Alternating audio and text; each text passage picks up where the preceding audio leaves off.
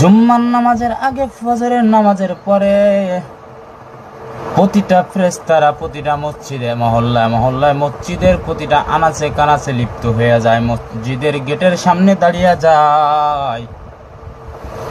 কে এই মসজিদে আগে আসবে, কে মহল্লার জুম্মার নামাজ আদায় করবে।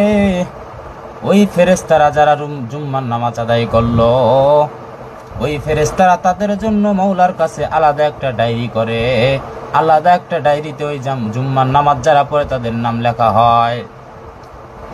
মাওলার কাছে ওই ডায়েরিটা পাঠাই দেয়। ওই ফেরেশতারা মাওলার কাছে ডায়েরিটা পেশ করে, এ মাওলা, এরা তোমার হুকুম মানছে, আজ একটা সপ্তাহ পর একটা জুম্মার নামাজের আদায় করছে জামাতের সহিত, এ রব্বুল আলামিন এদেরকে তুমি জান্নাতি ঘোষণা করে দাও।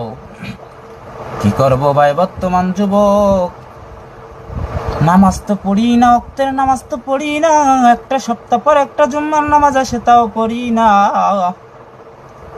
জুম্মার নামাজের অনেক ঘুম চাপে, ঘুমের মাঝে থাকে, জুম্মার নামাজ চলিয়া যায়, নামাজ আর কপালে হয় না। কখন যেন মৃত্যু হবে কেউ জানি না, কখন আমার আয়ু শেষ, দুনিয়া শেষ আমি জানি না। আজকে আমার শরীরে শক্তি আছে, আজকে আমার চুলগুলো কালো দেখা যাইতেছে, দাড়িগুলো কালো দেখা যাইতেছে।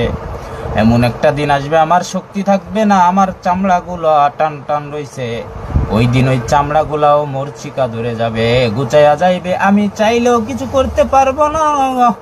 সেই দিন মনে পড়ে যাবে এই জুম্মার নামাজের দিনগুলার কথা, ওয়াক্তের নামাজের দিনগুলার কথা, যে হারে কত নামাজ কাজা করেছি, কত নামাজ কাজা করেছি।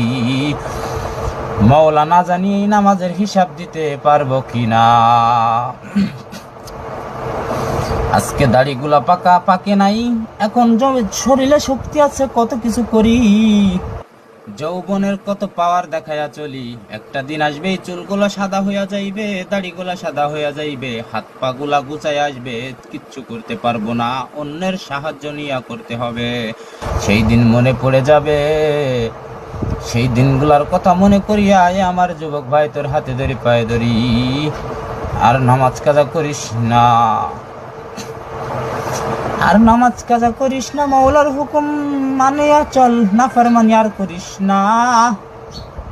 তোর মতো যুবক হাজারো যুবক আছে, এমন যুবক আছে জুম্মার নামাজ